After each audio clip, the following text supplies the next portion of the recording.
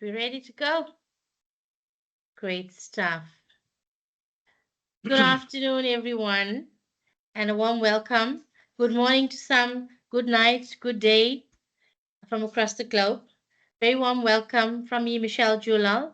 I'll be your host from LifeLine Zululand side, and I'm joined with Tabo Mapamulu on the tech, Lungi on the chat box, Nompilo, our deputy director. She will be doing the intros for the spotlight. Quick agenda. We have today the spotlight on local. So we're going to have Nompilo introduce somebody from our local area and just shine the spotlight on them and have you see what's been going on and how they have been thriving for their initiatives. We have then the guest speaker, Jeff Newman, and I will do the introductions for Jeff. Jeff will do his part. He can do interactive question and answers, entirely up to him. So please, I would like to run through some etiquette points. We are on the chat, so you will be able to raise your hand on the chat box if you need to speak, indicate, and use your emojis. Please engage, participate. If you have a question, put it in on the chat box. We'll park it in until we can get to it.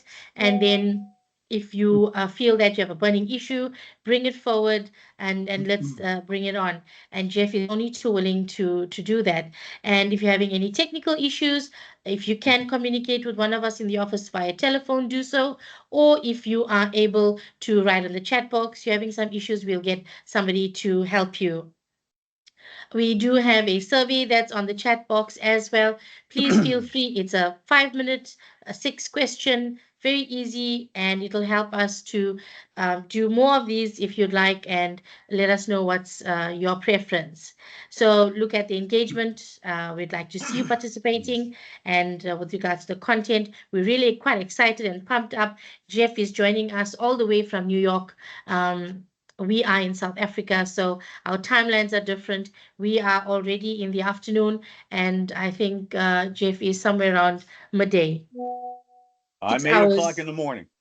Yeah, 6 hours behind us.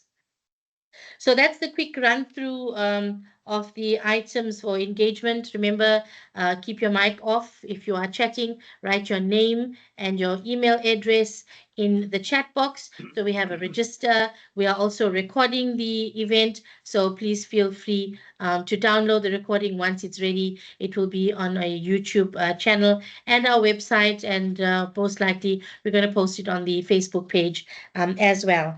So chat box, raise your hand, technical difficulties, all covered.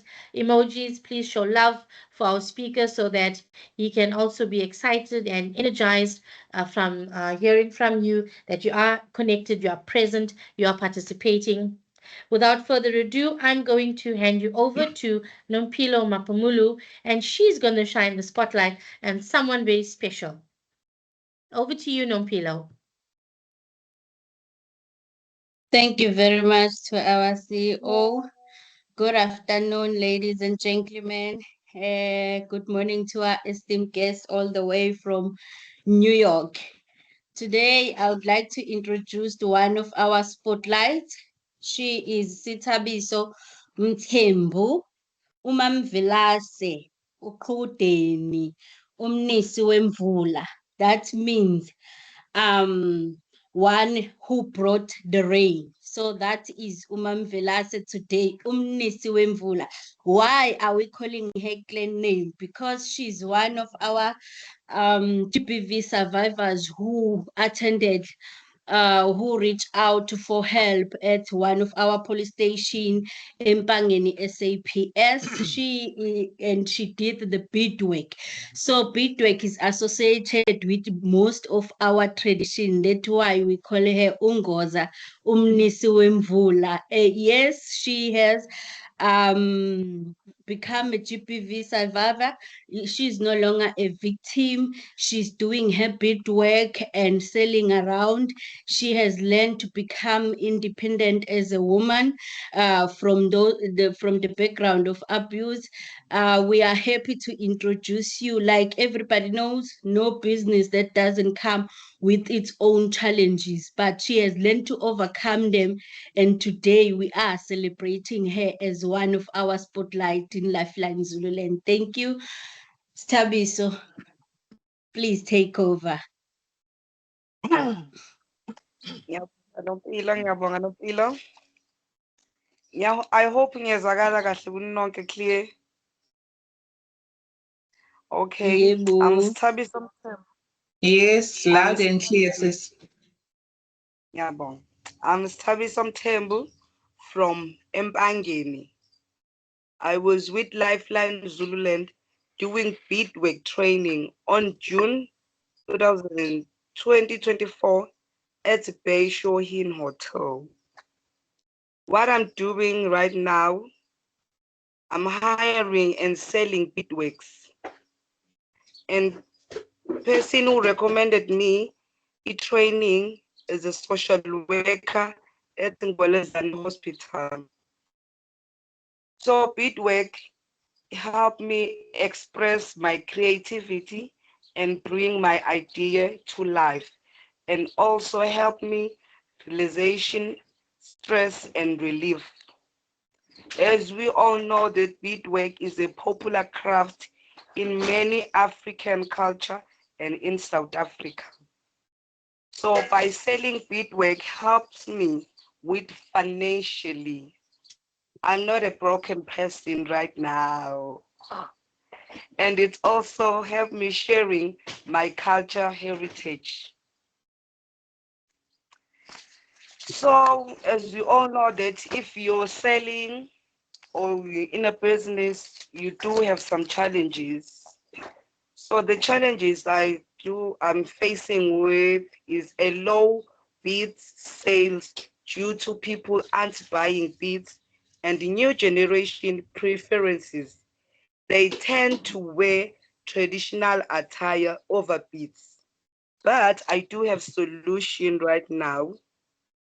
My potential solution, I will adapt to trend blending traditional beads with modern fashion to appeal to the new generation. I will stick to targeted marketing, focus on customers interested in cultural and traditional beadworks. I will consider creating beadworks accessories for modern outfits. And I will try and overcome those challenges by engaging new generation and show how beads can be part of modern trend looks. And I will highlight cultural significance, emphasize beads' cultural values to attract interested buyers. And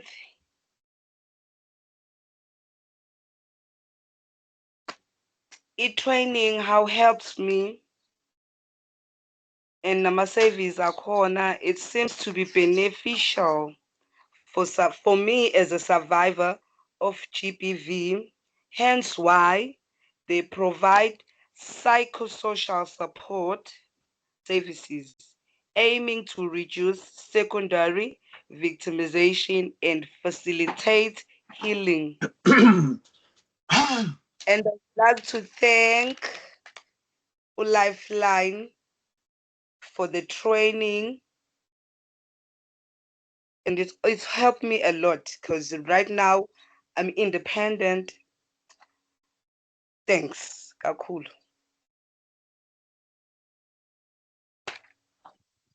Thank you very much, Stabi.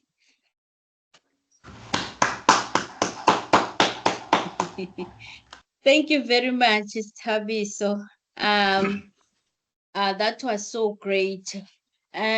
Taking from it, to hear you saying, "I'm no longer a broken woman," that for us, it's a win. Because people can see your picture, how beautiful you are. Tina, we have met you at your lowest, to see you smiling and be happy, and actually express new ideas that can survive or make your business successful. That's us. It's amazing. You know, we are so proud as LifeLine Zululand to have one of our women GPV survivors becoming the entrepreneurs, standing on their own feet, saying no to violence. And to hear you, I want to anchor that to say, I'm no longer broken. To us this Friday, it's a blessing. You've made our day. So, Ngoza, Niswemvula, thank you very much. Thank you. Siyabonga.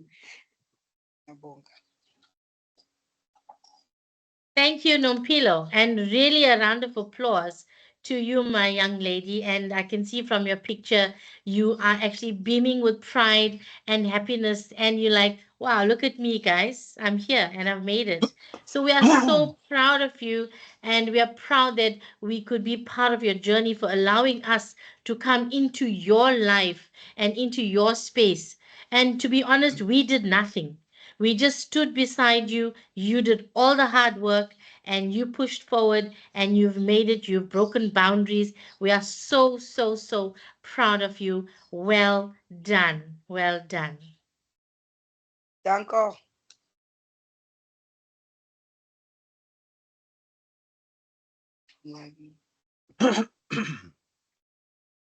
Okay, so now we can continue, Tabo. And we move on to Jeff. All right.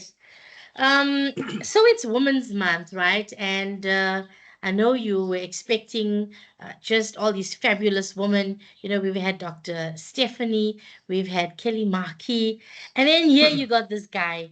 Who is this guy? What is this guy? You know? And so from outside, it was something that just to add a little flavor. And Jeff is actually your unconventional somebody. He's the Tarzan of his industry. He comes to you raw, uncut, and he just gives it to you as it is. I mean, if you look at him now, he has no suit and tie and bow tie and all of that, you know. If I check carefully, yeah, he's got some hair, not too much, but he's got some. So he's just this crazy guy. And, you know, without spoiling it for you and too much, saying too much, he's got a tough topic because it's mental illness and one that we are all stigmatized about. We give so much of bias and attention in society, and we feel that this topic hasn't had enough power. We have not shared and dialogued about this enough. And Jeff's main mission is to improving that status quo and bringing to the front. He has the training that he does. It's called Rome training, and I'm hoping he'll tell us about it in the end. And the purpose is to say, why do we need to help people?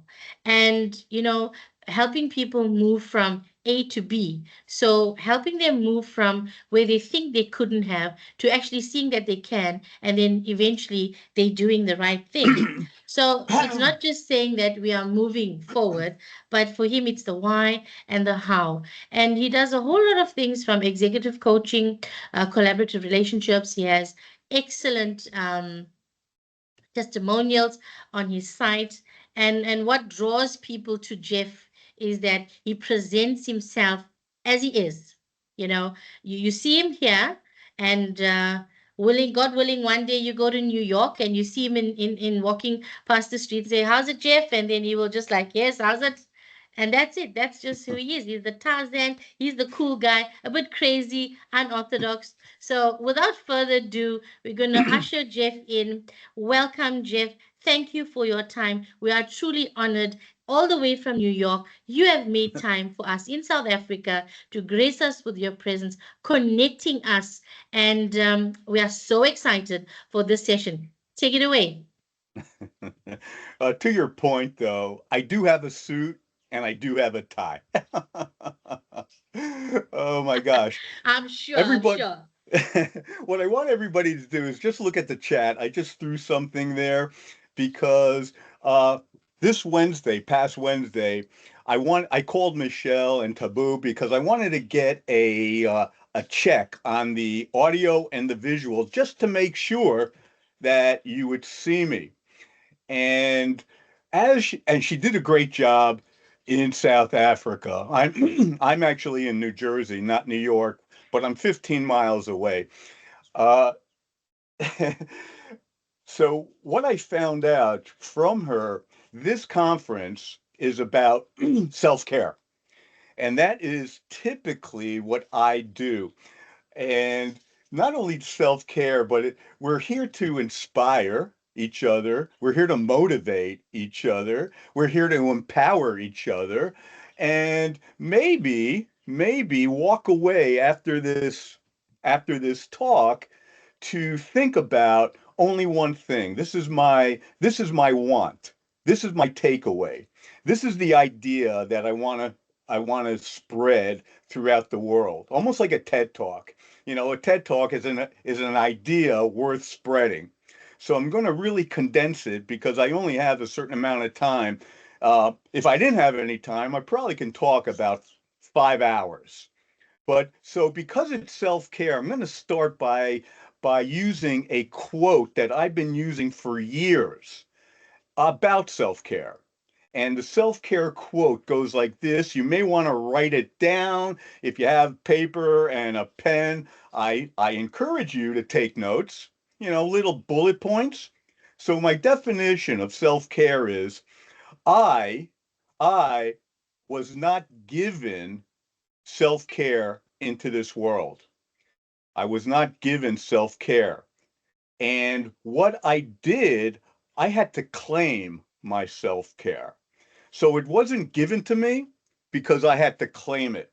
If, let's say, you may be in agreement, what I'd like for everybody to do in the chat, just type the word yes. Just type the word yes. So you're in kind of an agreement, and I'm actually making you move your body because motion causes emotion. And this is going to be a little emotional. I'm going to apologize initially. I may say some things that you may not agree with, or maybe you think they are insulting. I appreciate that, but I need for you to know there's no intention. It's just my style. You know, I am a pretty raw individual. So Victor E. Frankl. I don't know if you know who he is. He's an Australian neurologist. He's a psychiatrist. He's a survivor of the Holocaust and the founding father of a therapy called logotherapy. And he states in his logotherapy teachings that the meaning of life is to work is founded through work, through love, through turning suffering or struggling or challenges into human achievement. Human achievement, and that's typically what I'm going to be talking about. Uh, he wrote a book called Man's Search for Meaning. It's probably one of the famous works of Viktor Frankl. And what it describes is um, how meaning, how meaning in everything we do is the most famous work that we could achieve. It it's how people actually um, have have managed to work their world, their life into a sustainable and extreme success through hardship. One of the quotes in his book, and this is what really affected me years ago because that's when I read the book. The quote goes, an abnormal reaction to an abnormal situation is normal behavior. I'll repeat it. An abnormal reaction to an abnormal situation is normal behavior. And if you really think about that quote, you may be able to apply that to your life. And when I use the word you, I just want to state that it's a rhetorical you. I'm not pointing fingers because that's too like specific. It's a general. So if you're in agreement with that in the chat, I want the word yes. I want the word yes. To simplify it, what that quote means, it's you look for purpose in all your hardships, to stay resilient, to stay resourceful, to be vulnerable, and to accept what you are living and what you're understanding. You may see some birds flying around, which is pretty cool. I have 8 parakeets, and they're my best friends, and it's one of my coping skills because I am living with some challenges, which I'm going to talk about. So I want to So I say was hi. right, Jeff. I was right, Jeff. You are Tarzan somewhere there. Excuse So me. if you've got the birds flying, I was right. You have Tarzan. You are Tarzan there. I am Definitely. Tarzan, and this is ironic. I'm in South Africa, you know, and that is so Perfect. fun. I had them in the other room. I didn't think they were going to join this talk, but you know something? I have 8 of them, just so you know, and you find out a little bit about my personality. Their names are A, B, C, D, E, F, G, and H. I gave them the alphabet, and I do not know who is who, but you know something? I have fun with them anyway. So my name is Jeff Newman, and I'm so grateful to be here. I'm grateful for everybody who participated in the back office, Michelle and Kelly and Taboo. You guys are great, and I really appreciate this. I've done many of these, not in South Africa, but I've spoken around the US. I've spoken in Canada. I've spoken in Trinidad, and it just gets better, better, and better. But I want to say I'm not only a speaker, I'm a guy who does not have all the answers either. I'm just Jeff Newman. I'm a regular man, and I've been through the abyss, and I've been back from the abyss. Um, I, by the grace of my creator, I would have never thought that I'd be standing in front of you at a women's conference, uh, speaking about what I actually feel, what I actually do, what actually means a lot to me because of my challenges. I'm 67 years old, and I have some stories. And that's what I'm going to do. I have this warm up, which I'm giving you now. I'm going to get into my story, which is very short and concise. And then I'm going to end it with some closing statements. If that's okay, why don't we start? Um, let's see, where do I want to start? I did not think that healing, that self-care, that recovery was even possible. And more importantly, I didn't think that it was right for me. All right. Um, this is not going to be a talk. It's not going to be a speech. It's not going to be a lecture. It's not going to be a PowerPoint because I realized that the perfect self care, the perfect healing uh, comes with perfect health and perfect understanding, perfect mindset. I am hallucinating, though, a certain thought that I am in a brutal war that I fought. Now I'm almost recovered. I am healing and I am recovering, but years ago, and I want to say 8 or 9 years ago, I was not there. I fought I fought the pain. I had to practice my pains, and I had to be patient because I'm sure you're aware. I don't know about South Africa, but in the US, Anytime we do something to further our improvement, we want to, and we as a generalization, we want immediate satisfaction. You know, we do it today, we want to see results maybe tomorrow, maybe in a week, maybe in a month, but that's pretty quickly. With what I had to go through starting about 17 years ago, I had to be patient. Patience was a virtue for me, and that's a standard quote with my changes. And that was pretty constant. But I'll be really clear, and I take this from my heart that the scars are not signs of weakness. And that's something I will talk about. The scars are actually a motivator, an inspiration. It's almost like being a patriot for myself, but more importantly, when people are speaking with me, when they're in my environment, whether it's family, whether it's friends, whether it's my pets. I'm a plant guy. I have plants all over my house, whether it's plants. And you may say, what about a relationship with a plant? You have to maybe um, give a plant the style, the way, the attitude, the belief that things will transpire in a better way, especially Jeff, for where you came from. I actually say yes to that. I say yes to that because it's real. It's real. It's raw. It's undeniable hope. It's undeniable hope.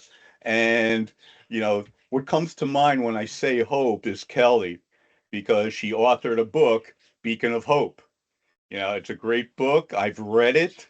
She actually signed it, she autographed it, and I felt honored for that. But hope is a key in mental health illness, mental health disorder, mental health stress. I really don't care what you call it because you'll find out, and again, I'm saying you, it's not a rhetorical you, you'll find out that nobody really understands it. They don't understand the implications possibly of what mental illness is. We know it, but maybe we haven't lived it. And living it is key. Uh, a statistic, 1 out of 4 people in the world, 1 out of 4, and I want you to do the math. There's 7.9 billion people on this earth. 1 out of 4 are going through some challenges in a mental health situation. That's a big number. That's a very big number. So if you did the math, there's some complications, there's a syndrome, there's a pandemic when it comes to mental health. I actually refer it to wellness, mental health wellness. You see, what I've done over time is when I first started, I used to define myself as mental illness, mental disorder. And through my teachings, through my presenting awareness and advocation, I've realized that nomenclature, language, is a big part of a coping skill that would help me change my mindset, change my belief systems. When I say belief systems, I'm actually saying changing my BS. Okay. And that's what my belief systems are all about. It's BS because I can change that and support it with something maybe better. Maybe better. A good example, and I share this, is if you have a table has 4 legs. Some of them are strong, some of them are weak. If, and try to imagine this, if you were to take a saw and cut off one of the legs and everything's on the table, what do you think would happen to everything on the table? In the chat, put a word. What do you think would happen? You're exactly right. Everything on that table would slide off all over the floor, make a mess, maybe break your laptop, whatever it may be. However, if you cut that leg off and you caught the end of the table before it started to slide everything off the table, and you supported it with another leg, the table would not only stand upright, but it may be stronger because we changed our beliefs. And this is the same situation. When we change our belief, we we change our mindset, we change our situation, we change our environment to reach maybe constant and never ending improvement. So I don't care really what anybody's going through. We can be going through a trauma, we can be going through an addiction, a heartbreak, a depression, an anxiety, a burnout, a definition of your success. It could be a positive, but the definition of success, as you know, is not being alone in this situation. And you've heard that before, that we're never alone. This is not our death sentence, right? It's not our final destiny. And that is a key for me because I know there's hope. I know there's hope. And hope is a great mindset, like I said. It's a great coping skill. And I'm going to use that word a lot, coping skill. As a matter of fact, in the chat, type the word coping skill. I like the word, Michelle wrote messy. Oh my gosh, that will come out in my talk, messy. So my story, I'm going to try to condense this. And I actually wrote this story about, I want to say, maybe 8 years ago. I was preparing for a TEDx talk. And in that talk, I was looking to get on the largest stage in the world to spread an idea that would be beneficial for the world. So it's an idea worth spreading, which I brought up before. I may repeat myself as well, and I repeat myself for a purpose, for individuals like you to really take what I say and not only hear the words, because words are just words. It's the feeling I want when this talk is over, when you go home tonight, when you wake up tomorrow morning, it just resonates for you what I had said. And I'm not looking for the details. There's a lot of detail. What I may be looking for, and I'm going to give you what I want you to think about. So I'm giving you an assignment. I want you to think about awareness. You know a little more about awareness. Oh, by the way, it makes a lot of difference for me if everybody would put on their cameras. It's hard and a little more difficult when I see the initials of your name and I don't see your expressions. I don't see your complexion. I don't see your physiology because that too is a coping skill. What you're actually doing is helping me because both of us at the same time, we're students and we're teachers. And you're going to teach me how to use my energy, my enthusiasm, my craziness to give you the best I could ever give anybody. Anybody. My story. My father, my father is a Holocaust survivor of 5 concentration camps, similar to Viktor Frankl. And I really can't understand, I can't believe, I can't even think or fathom the experience of the Holocaust and how it may have affected his life, but more importantly, my life, because I grew up in the environment in the home. The year was 1942. He was stationed, not stationed, he lived in Lodz, Poland with his family, 400 of his relatives, thousands of individuals, mostly Jews. And what had happened?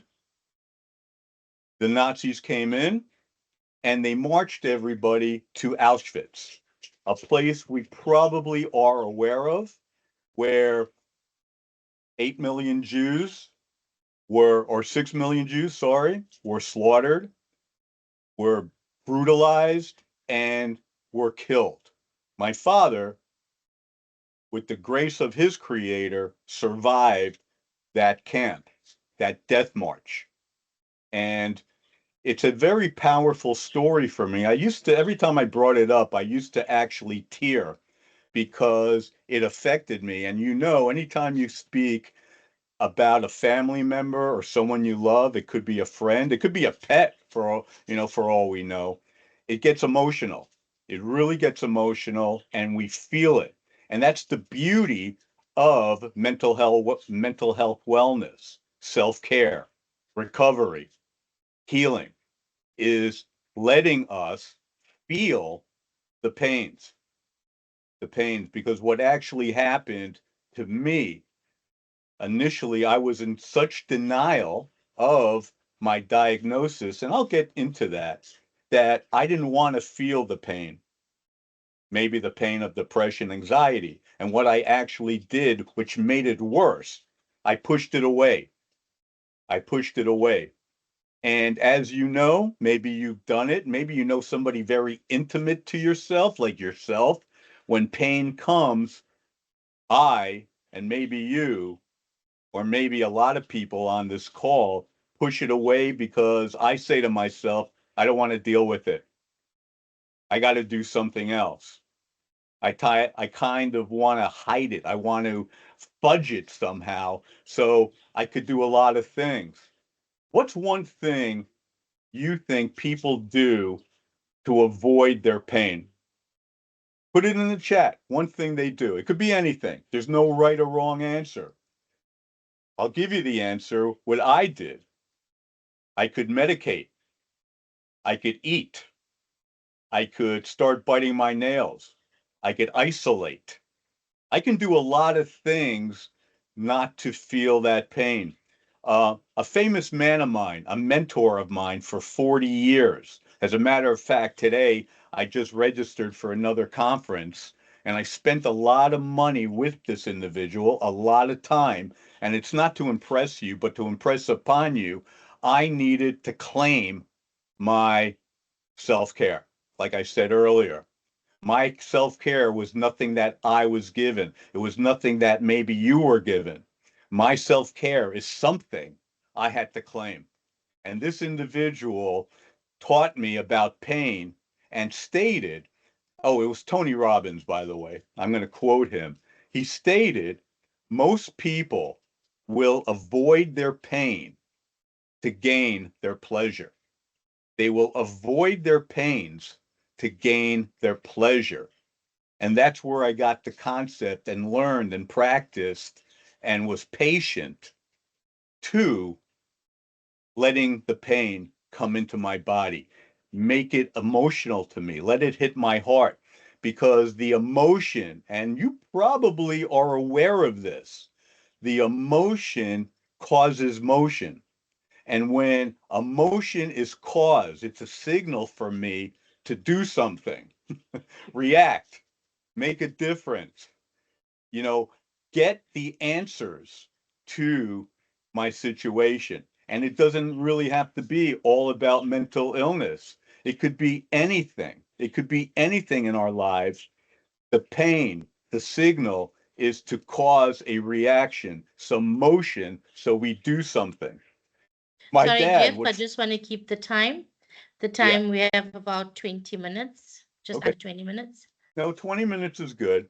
So what followed my father, the progression of escorted marches to 5 concentration camps was pretty exorbitant. It was very big. So at the age of 52, my psychiatrist, I had to go to the doctor and I was diagnosed.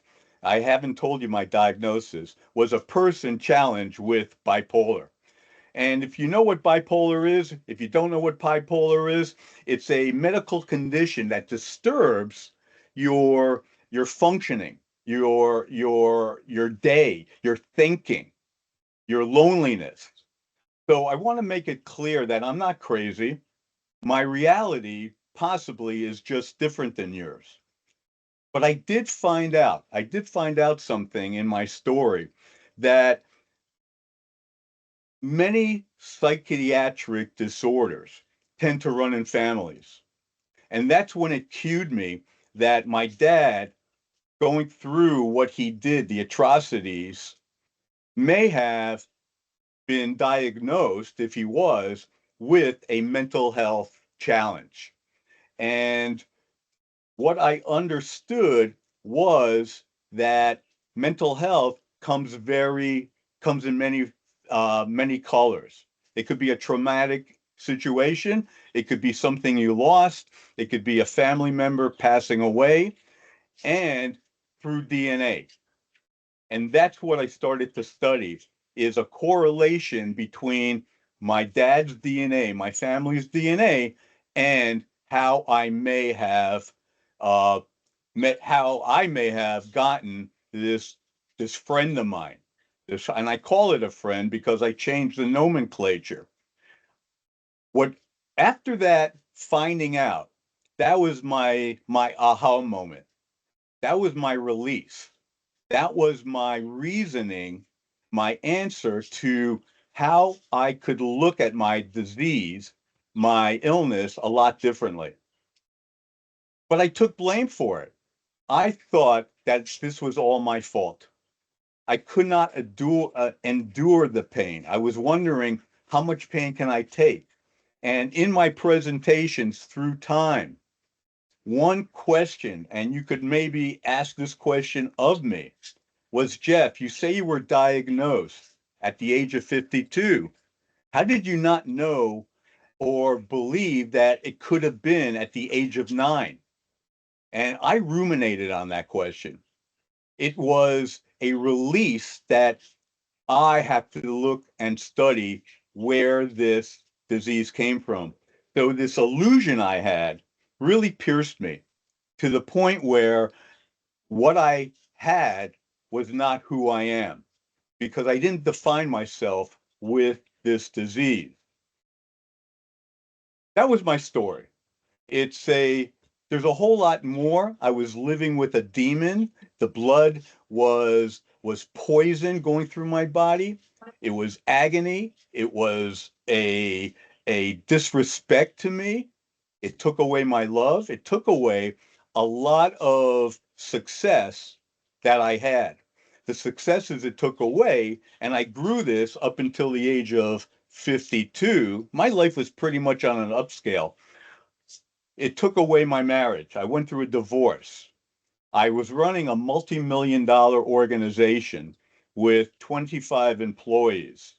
We reached the number of, I think, our highest $15 million at a 40% gross profit. I lost my family. I lost my friends. But the biggest thing I lost in self care, and this is why we're talking about this, I lost my identity. I lost my purpose. I lost my why, which was brought up earlier in the introduction, as to what I was living for. So I surrendered. I surrendered. And by surrendering, I have a chant that I do almost every morning. I'm just going to throw out the chant. The chant is, now I am the voice. I will lead, not follow. I will believe, not doubt. I will create, not destroy. I am the force of good. I am a leader. I will defy the odds. Set new standards, Jeff. Step up. I say that every morning, and I learned that as well through some of my mentors, but I took that with me. I don't leave myself behind. It's a coping skill. I take myself along with all the teachings, just like what we're doing here through this conference. We listen to a lot of speakers, a lot of presenters. Take something along with you to make a difference that may actually transpire not only in a different lifestyle, but a self belief and a self love that we bring to our life. That's what it's for me. And that's what made a difference. It made a difference such that after my bankruptcies, which I went through with my company, I filed bankruptcy twice. I decided to maybe develop a different why. And my why was to advocate, bring out awareness, support, enjoy, have fun with what I was carrying. And that whole mindset changed my life. You know, it's the meanings maybe we give our situations, and you may have heard this already. It's the meanings. It's a restart. Thanks for saying that. It's a restart to maybe achieve another level. And when I get to that level, it doesn't stop. It's a dynamic situation. We get to another level. So what that actually says for me is my mental health, my recovery, my healing, my self care is not linear. It's dynamic. It goes in every direction, right? It goes in every direction. If that's the case, in the chat, write a yes if that's for you. Um, I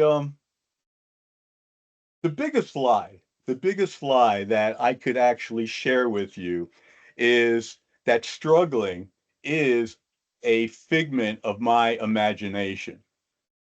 I don't have to struggle. That's by choice. And our biggest freedom, or my biggest freedom, is my freedom of choice. I could decide to do anything I want. I tell my brain what I want, what I need, where I want to go. Because my brain, and maybe your brain, but we all have the same molecular build of our brain. Our brain doesn't know what's vividly real and what's really not. And because of that, I don't let my brain pretty much tell me anything. I communicate and I get better in my self care. And my self care could be a lot of things. I'll give you an example. My self care right now are my t shirts. If you read my t shirt, I don't know whether you see it. I was, I am. I was, I am. I have probably 50 other t-shirts with other inspirational, motivational, ins- uh, uh, positive type of sayings. And that is what I do every day, right away. Every day also, I have these wristbands. I have a bunch of wristbands. I brought them here just to show you a bunch of them. And they say different things. Uh, Make a difference. I am blessed. Leave a legacy. Every day I put on another wristband right away to inspire me and make me successful every day. I make my bed every day.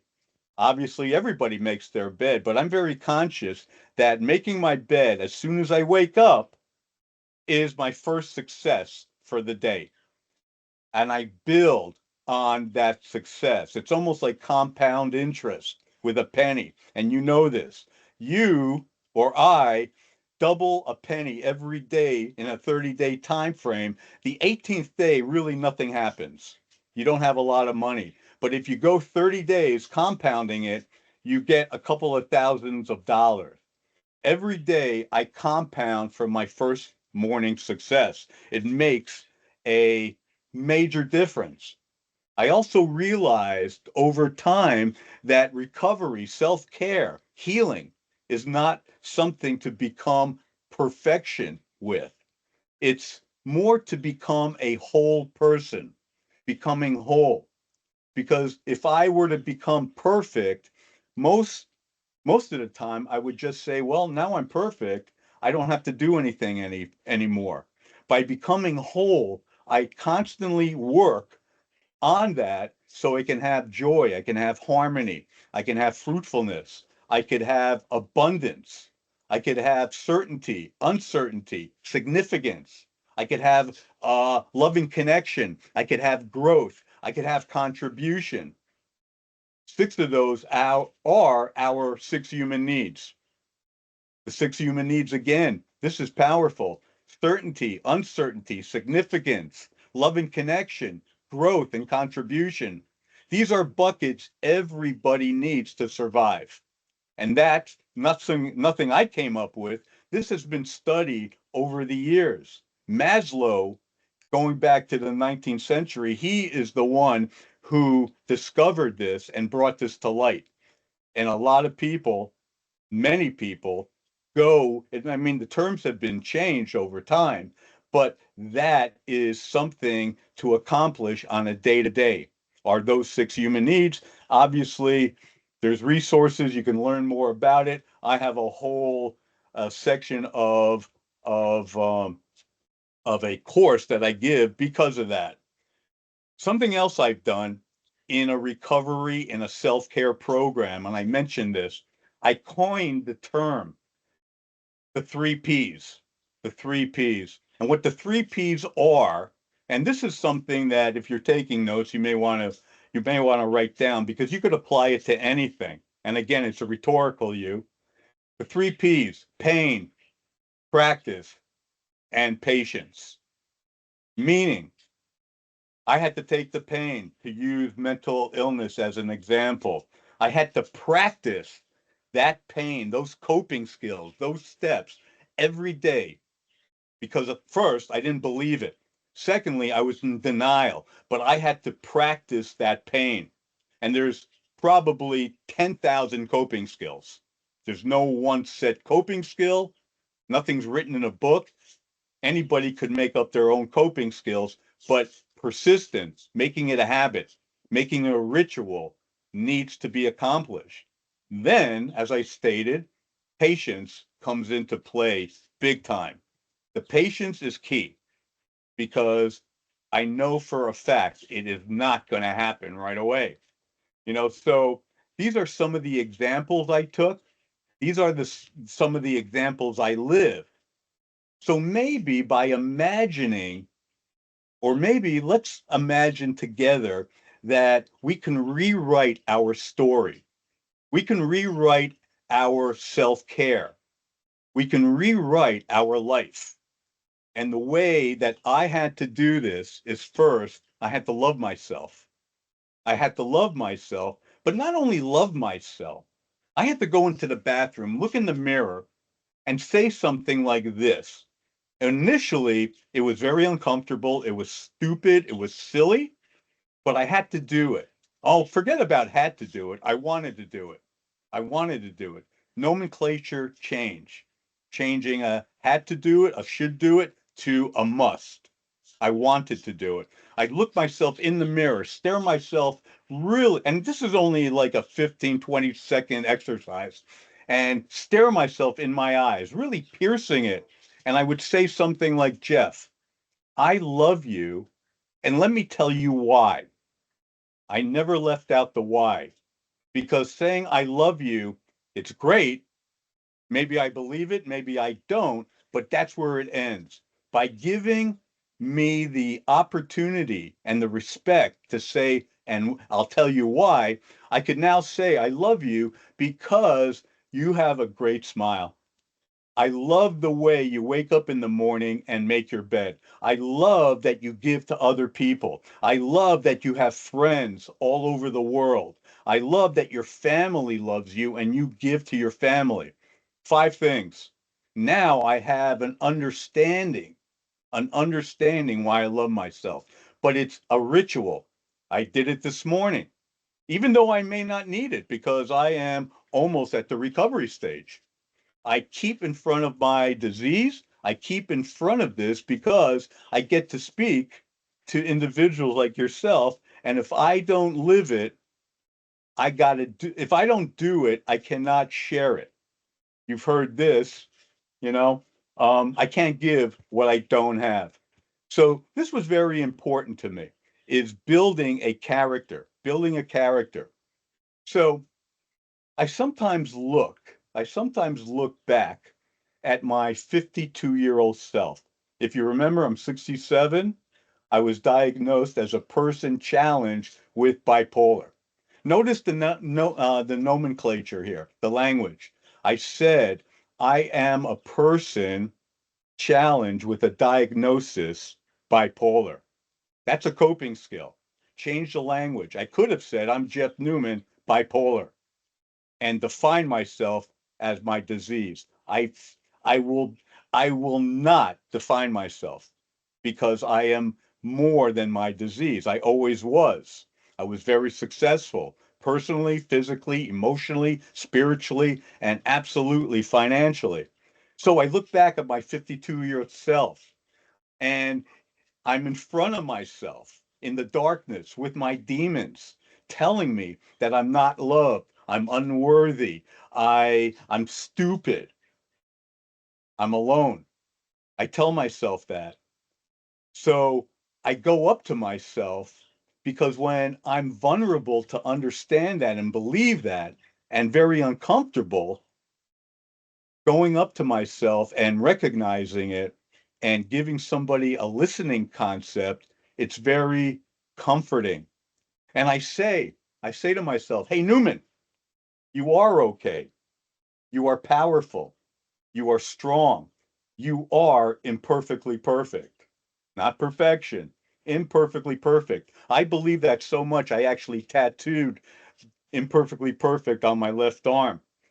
And I watch as I take my last breath or a breath with such vitality and I blow it out. I release it very slowly. And I remind myself to keep on guiding others, to keep on bringing out advocacy, to keep on bringing out awareness and fun with maybe a disease that is a pandemic, which is very serious. And I look back for the last time, yelling as I wave myself goodbye, and I say, see you around, Jeff. You can and you will make and reunite the your life. And as your father's son, like I shared my father's story, you can step out of your death march, your death sentence. But it takes practice, it takes pain, and it takes patience. So I thank you for listening to this story. It's could be a little more lengthy, but like I said, I think the value, the idea is something I hope that you absorbed when it comes to your self-care. There are a lot of steps, your recovery and your healing. Wow. Thank you so much for that, Jeff. Before I continue, you promised us you're going to tell us a little bit about your birds, About what? I'm sorry. about your birds, the Oh, fly, my A, B, birds. C, D, E. Yes, You yes, were going my to tell us birds. about them a little bit? Yes. Okay, you may know this, but another coping skill is a support animal. I used to have dogs, but through my divorce, I decided that a dog would be too complicated for me, even though I loved them. And I went out and I had to look for something that would soothe me, that would comfort me. So I went to, there's a franchise here called PetSmart, and I decided to buy one parakeet. And I took care of this parakeet every day. I cleaned its cage. I spoke to it. I danced in front of it with music in the background. And this parakeet became very friendly to me. When that happened, I bought another and another and another. Now, these parakeets are so incredibly supportive to me from the moment I wake up. And what I mean by that is I let them fly freely in my house.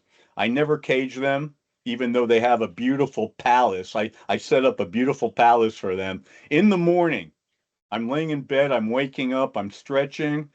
There's about three birds in my room flying in circles, chirping. And I tell you, I look up and I say, thank you. I say thank you to my creator. I say thank you to myself for even taking the opportunity and the risk of bringing them into my life.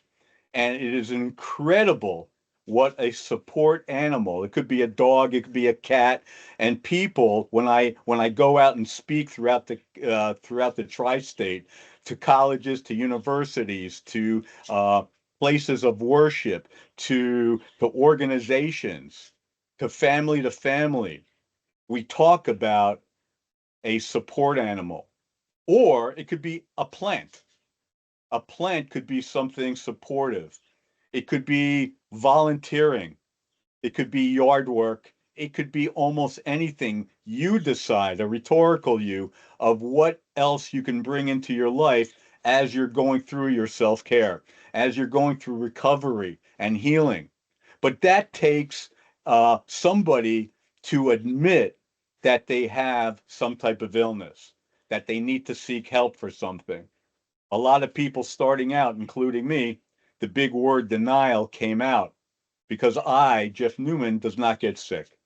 People like yourself, you are the ones who get sick. In the US, everybody in the other states, cities, towns, they get sick, not Jeff Newman. That's called denial. When I broke that pattern, my whole life changed, transformed, became something for constant improvement. So the birds make a major difference. Thanks for that question. It's a great question.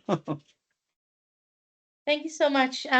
Before we conclude and summarize, is there anybody else that has a comment or a question for Jeff? That was very enlightening, by the way, Jeff. It's not your normal slide presentation, kind of what we were used to, you know. So I think everybody was so mesmerized and gripped by the presentation. Well, I thank And you for that. and there's some Yes, comments that come that's up on the very, chat as well. I love It says questions. I nothing better love than pet questions. therapy. No human can fill that space. Nobuso says self-love is really important. Thanks for that. And yes, imperfect, perfect is a nice one, which we all are, and they never lose hope from Nolan for perseverance. More comments that we've had. Uh, Tabo mentioned there was power to that, what you had said earlier. And anybody else with a question or a comment, I'll give you like 10 seconds to open your mic and your camera and say something before we conclude. Well, let me give you a question that I want somebody to ask.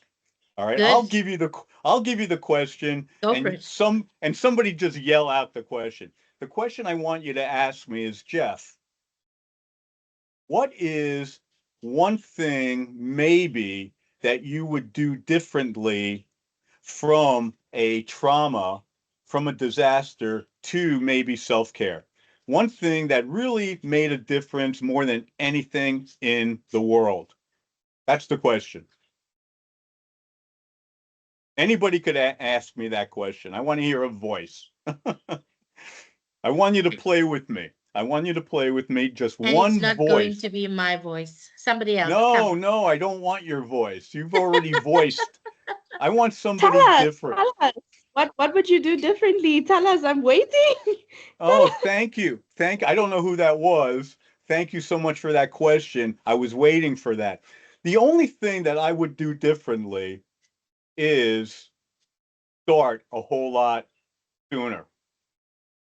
Start a whole lot sooner. When I had the diagnosis, rather than sitting on it and being that egotistical narcissist type of individual, I should have, oh no, I must have started sooner. Right then, go to the doctors, go to the organizations, go to the support Absolutely. groups, start reading more, finding out.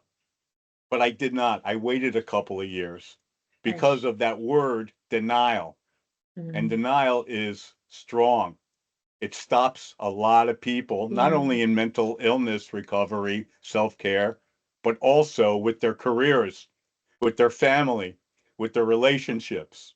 Yeah. Everything gets affected by not just doing with half the Mm. information, because I did not have the information 100%, but I started seeking help when I only Yeah. had 30%. Thanks for that question, Yeah. even though I gave Thank it to you. you. That was one of the questions coming, you know. Yes, of course. Anyone else with a question or a comment for Jeff? Everybody's shy. Come on. South And I love Africans. that you mentioned Viktor E. Frankl because many people don't know and they haven't heard about logotherapy. And before we even become social workers here at Lifeline, we actually did a course on logotherapy, and it was phenomenal to find that people they transformed the pain into other avenues of success. It was absolutely interesting. Okay, we've got some people. Sorry, but we've got two hands from Leila and Ukeli. Okay, Kelly first and then Leila. Let's go. Thank you. So yeah, thanks Michelle for bringing that up in terms of logotherapy. I've actually written a lot about that in Contentment Unravel, so I hope you'll get to read it. And it's really great to actually take it on board to find your joy and contentment. And thank you for bringing it to our attention again, Jeff. Yes, absolutely. Again, it's in the meanings we give things. It's not the situation, the experiences, but the meanings that can change our lives. Change the meaning, you change your life. Yeah, And, absolutely. logo, and it's a beautiful thing. It's, it sounds simple, but it's not easy to change our Yeah. meanings, to change our beliefs, our BS. I call it our BS. Yeah. I don't No, know. excellent. Yeah, I yeah. really resonate with that. I mean, it has so much of power. If you wield that power from that logotherapy, I think it can just open new dimensions for individuals. And I just want to give a quick shout out to Faye is on here with us. Faye, can we say a hi all the way from? Can we have a hi from Faye? She's been religiously supporting us. Thank you so much for that across the globe. Faye Marks, you want to say something?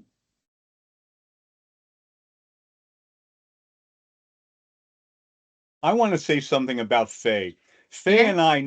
Faye and I met at a support group, at a group called DBSA, Depression Bipolar Support Alliance. I do a Uh-huh. lot of work. I do a lot of work with them. It's one of the largest grassroots organizations in the US, next to Mm-hmm. NAMI, the National Alliance on Mental Illness. I do a lot of work for them as well.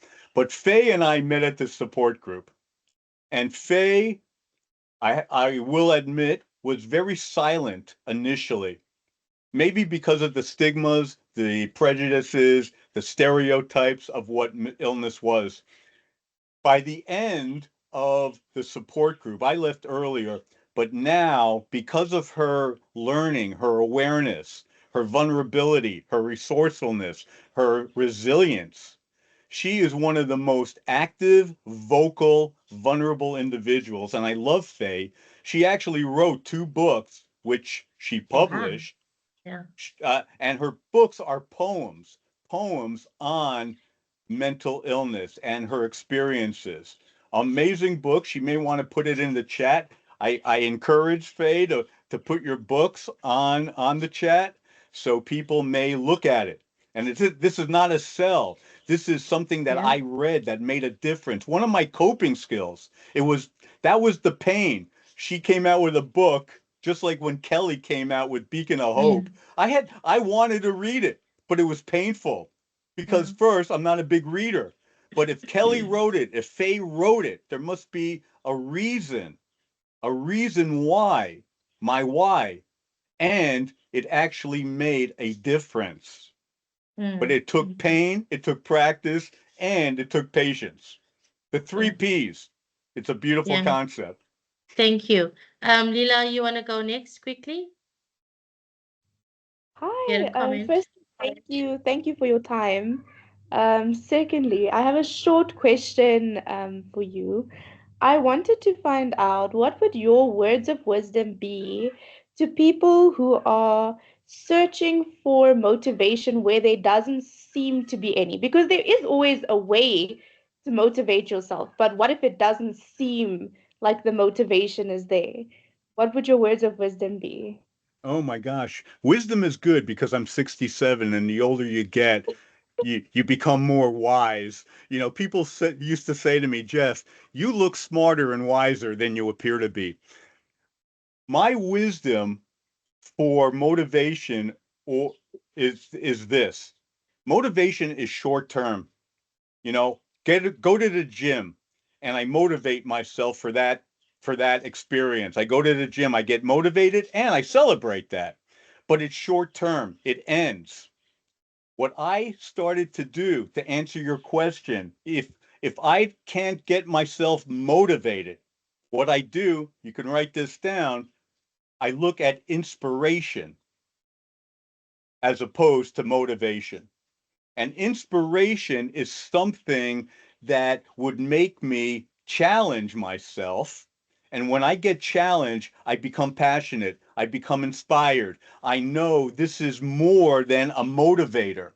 My inspiration carries forever, forever. You see, I only do things for two reasons: out of desperation or out of inspiration.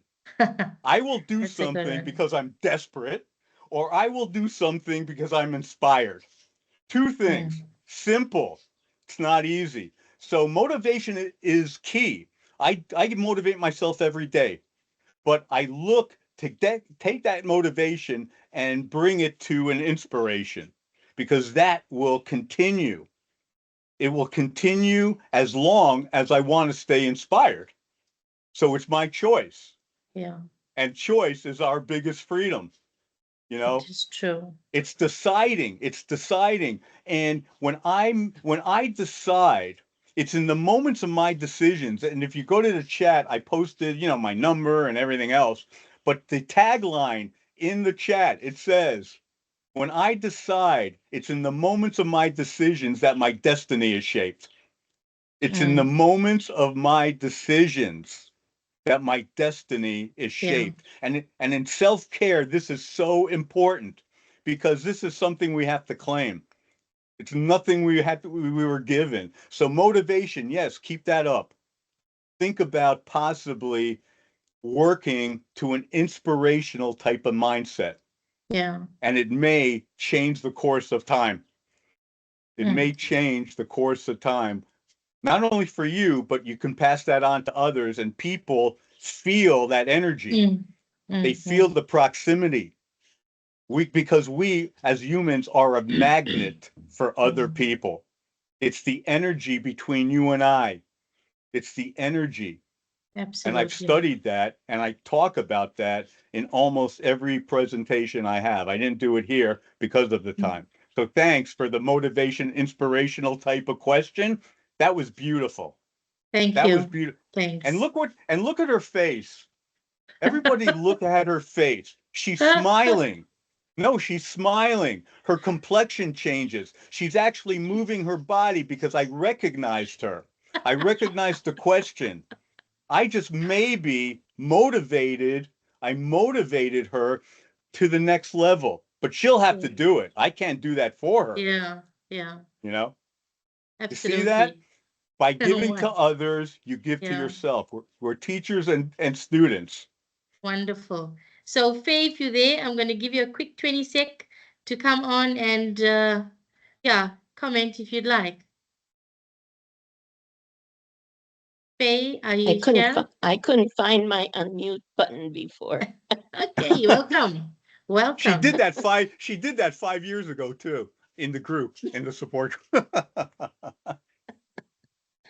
I'm Faye Marks, and I am from Wisconsin in the USA. Lovely, lovely. Thank you. Thank you for Thanks joining for us. being here, Faye. Any Thanks for being comments here. from you, Faye, for the session? What was that? Any comments from you about the session today? New? Yes.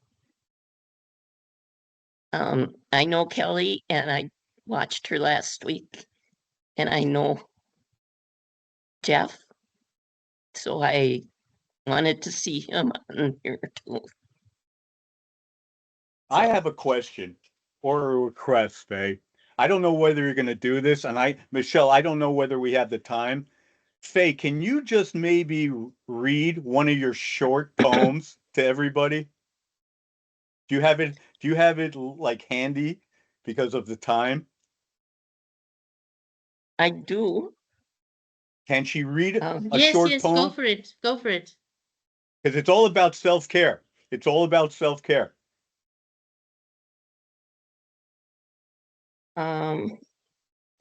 Feeling this way. I just opened the book and this is what came up. Why do I feel this way? It wasn't really a bad day, but now I am all stressed out. What is this feeling all about? My interests are making me bored. Things undone that can't get ignored. Nothing seems to be working right. How will I get to sleep tonight? So much going on in my head, and anxious feelings go unsaid. How can I settle myself down? There is no one but me around. I feel my head is starting to shrink. I feel like I am starting to sink. How can I get afloat? I can't swim. There is no boat. I need to stop thinking this way, to think of the good from today. Tomorrow will be brand new. Maybe I'll feel better too. Oh my gosh. Oh my gosh. I'm getting chills because I Wow. know Faye and I've read. I mean, every page in her books are similar to that poem. Wow. I mean, she has a gift. She has a gift that is incredibly powerful when it comes to self-care, when it brings out the Yeah. agony, the pains. And this is where logotherapy comes in. Yeah. See, we have Kelly. Kelly, you up? Last one, and then we're Yeah. gonna round up.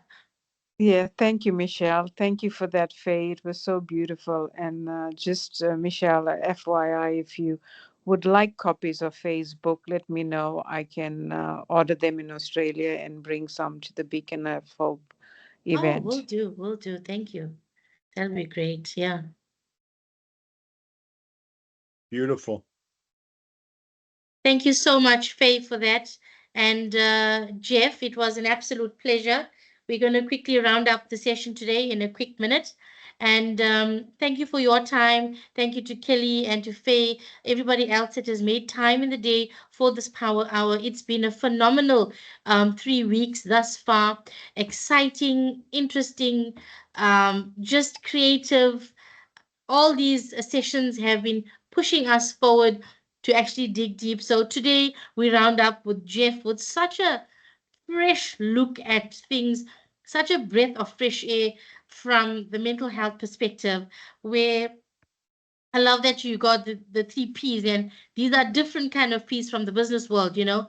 The pain that you have, you got to practice and practice to keep going on that pain until you have the patience to heal from there. So that's our little nugget that we're going to take away from this. And I love the fact about with all of this inclusive, you have the choice because that's where the destiny is going to lie in the choice. And we all love money. So when you spoke about compound interest, my ears picked up. I thought, oh, yeah, it's money. And gee, was I disappointed because it was compound interest of little wins. And I learned about this and I never believed it. When you set your bed in the morning, when you make your bed, that is your first success. It sets the tone for everything else thereafter. And if there's nothing else that worked out for you in the day, you have one success. You woke up in the morning and you did the bed. And I know in Absolutely. the army, the military, those are things that they talk about. And I love that you brought that in. Compound interest on small success, because those compound interest, they slowly edge away at the negativity that we keep inside. And as we just get rid of those negativities, this compound eventually just starts snowballing positively thereafter. And yes, we'll have our little ticks and aches and pains in between, but compound interest is another absolute great takeaway from you today, Jeff. And as wristbands that you introduced us, you know, I just thought it was a thing that comes in the 80s, dies down in the 90s, comes back in the 2000s, dies back again, comes back in 2025, dies down again. And that is actually something quite interesting to have these wristbands with all these little motivational quotes. And Just look at the, I love the way you look at the world in different eyes, in different perspectives. And I think you said that, your reality and somebody else's reality is totally different.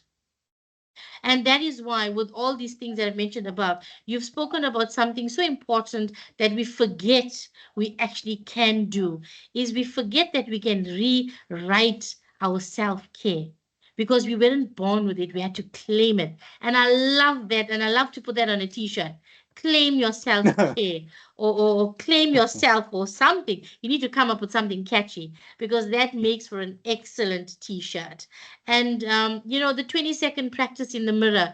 Yes, I've tried it now and again. Yes, it is silly, but I actually personally do believe that it works. It works wonderfully. And it is something that we need people like you to keep coming and talking to us and reminding us to do that, because recovery is not going to be a flick of a switch. And you are living proof that the recovery is an ongoing effort.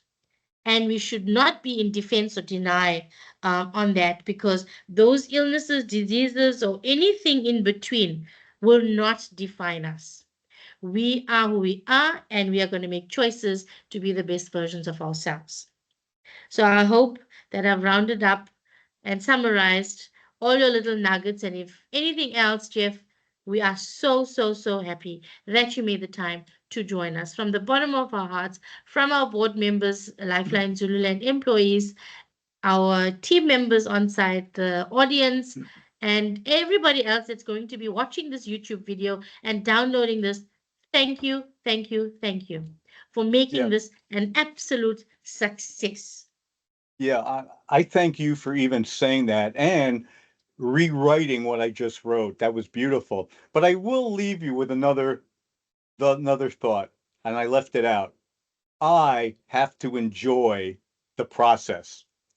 I need to enjoy the process. It's not so much getting to the self-care, but if I enjoy the process of getting there, and the process is enjoying the pain, enjoying the practice, enjoying the patience, I have to define that and give the pain a different meaning, and that's the process. And it's a beautiful awakening for me. And I hope that you can think about that and bring it into any part of your life. Again, Yeah. it doesn't have to be self-care. It could be family, it could be your kids. Enjoy the process with them yelling and being belligerent and being whatever kids do, which I love. I love. Yeah. Yeah, so on that note, I want to say thank you to everybody. What a huge success this was once again, and a milestone for LifeLine Zululand to have such an esteemed gentleman on our panel and exciting the Tarzan of his industry. Absolutely. We love you and we appreciate you, and we mean that, because I know earlier we said we love you. So we're saying to you now, we love you and we appreciate you. So And if if you want a photo, everybody, can you open your cameras? And Tabo will do us a lovely photo. Um, you can invite all your little birds if you want Jeff to sit in on the photo shoot. Um, if that's you have your great. camera, you can open your camera, everyone. So we Yeah, can, let's 10 take a seconds, we're going to photo. do a screen grab of a pig. Tabo, you're going to Come, tell us when to smile, please? come on, let's play, guys.